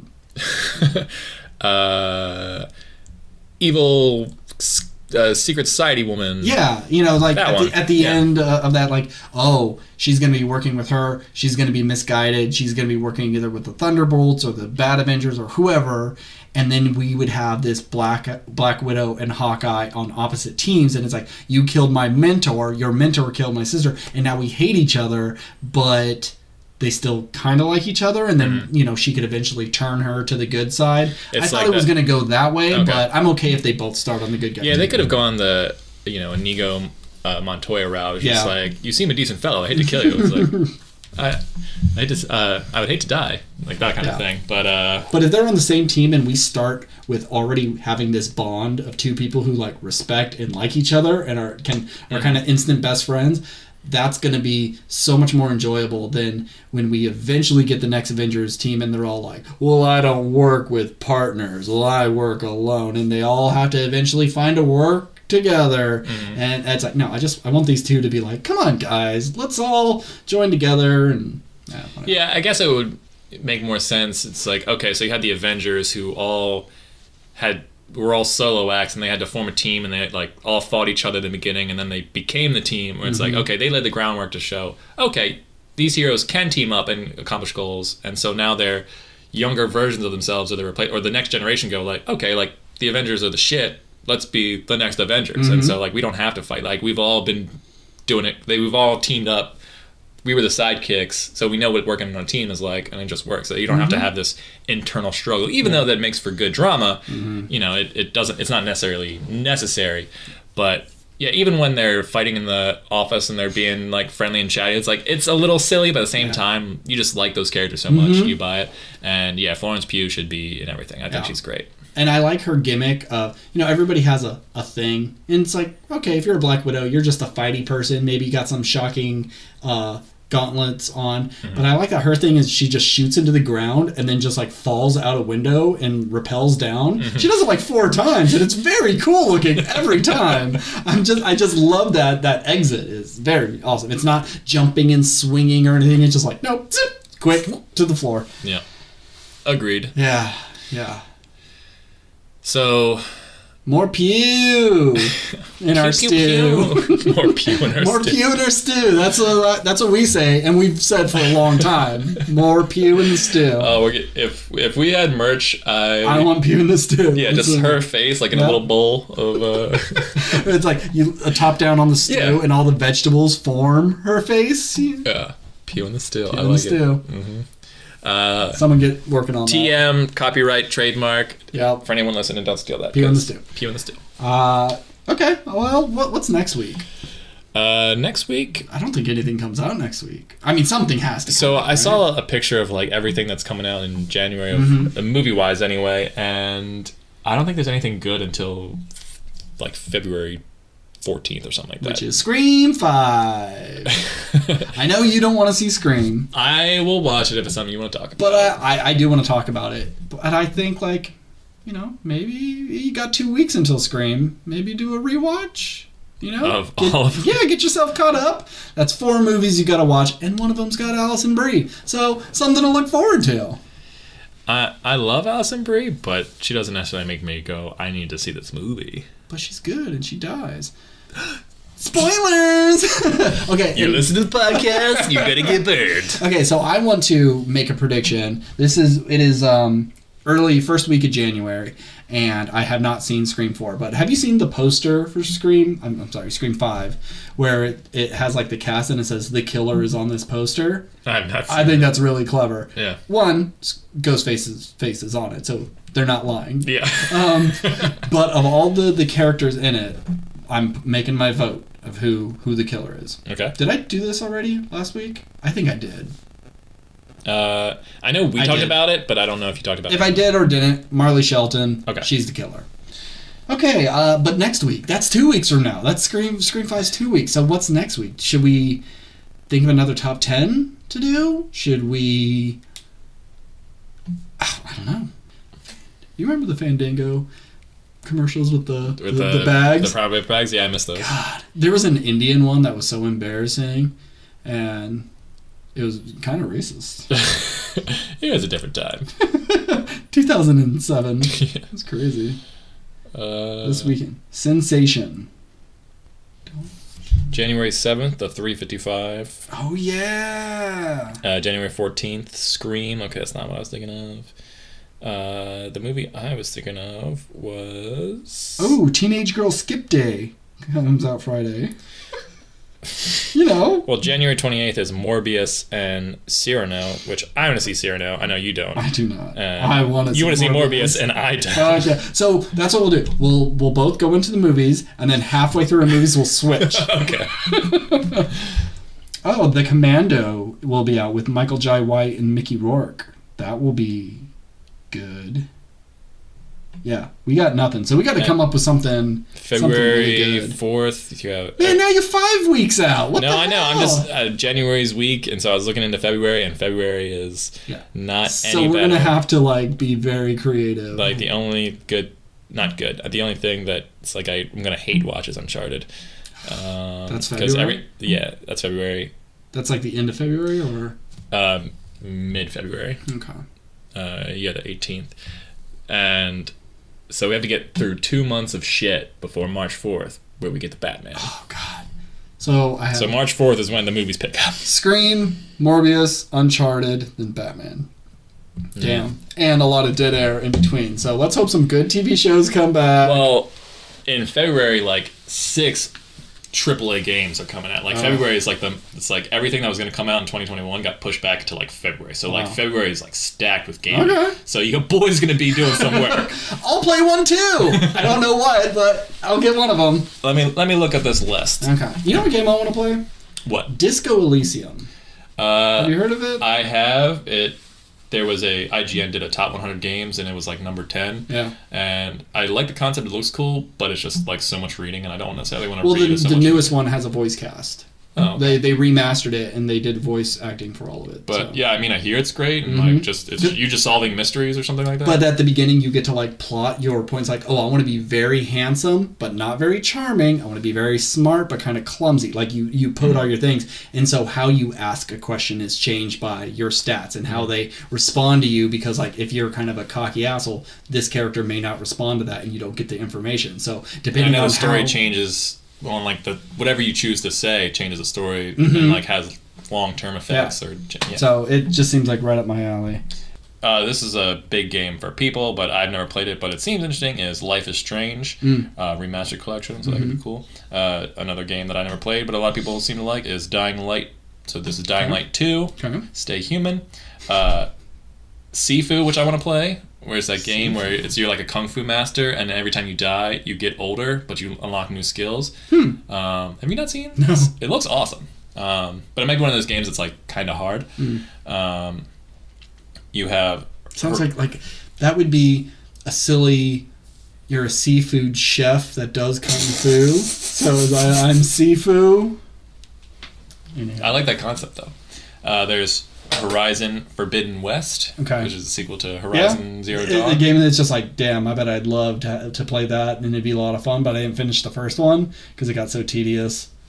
Yeah, no, I didn't finish the first one, and I liked it quite a bit. I was but it was also one of those games I don't think I ever need to play this again. But after watching the trailer, I was damn, this actually does look great. It has some fun looking stuff, but I had to turn that game down to easy just because it was taking a fucking half hour to kill one goddamn alligator thing. And it's I can't do this every time I come across an alligator, and they want your precision on certain spots with certain ammo to be so precise, and that's not me. I'm a fire randomly into the large mass.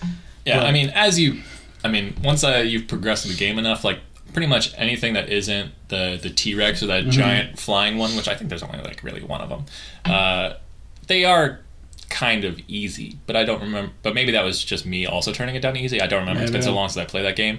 But yeah, it's meant to be kind of difficult to take those things down in the beginning. But once you unlock the super bows, that I don't want to stop and go, okay, let me scan. All right, so I got to use this item with this ammo for the back, and then when it opens up I gotta switch to this one with this ammo, but don't use this one because it brings their health back. It's too much thinking, and like just make it a simple rock paper scissors thing. It's red, I use blue. It's blue, I use yellow. It's yellow, I use red. Cool. Like make it simple for me. I'm an idiot, and it was too much thinking. Beautiful world, loved the designs, loved running around, but I would just be like, oh, you're supposed to run and slide between this thing's legs and shoot up in its belly and do that about 45 times with about 80 shots, and you should be good. And like, I'm not doing that. But no, it's too much. Well, maybe that's it's like, I play Last of Us, I shoot a guy in the head, he's dead because I shot him in the head. I play Resident Evil, I shoot a zombie in the head 14 times, well, he's still coming at you. It's like, obnoxious. There's a couple other games that I've never even heard of, but there's Elden Ring, which apparently is a huge, big fantasy deal, and I don't know. I don't know if that'll be a game that I pick up, but it's got a ring in the title, so... No, I'm just saying, if the reviews come out and it's good, then I might check it out. But if it's one of those games like, you can play this game for 500 hours and I'd be done, I'd be like, nope, pass. And I just remembered that this was a game today because I saw some gameplay of it. Was the Evil Dead the game? Oh yeah, and it actually looks kind of cool. Yeah, it's like, it does. oh, this is right up Ben's alley. But I think it's like an online play with teams and stuff. Oh really? I don't play with other people. I want a single player narrative. And yeah, so okay. those are some of the releases. I feel like there's more, but maybe I'm just projecting. I take what I said back. I don't want any of those. So okay, well, I'm not playing with any of them. You're playing all 6 of them. Great. I'll show you the seafood trailer though. Okay. Because I'm not a big fan of seafood though. Shut the fuck up. All right, well, I guess that's it for today. So if you want to get in contact with us, we are on Twitter at WRPL Podcast or our email, WRPLpodcast@gmail.com. I'm Ben. And I'm Steve. And tune in next time for something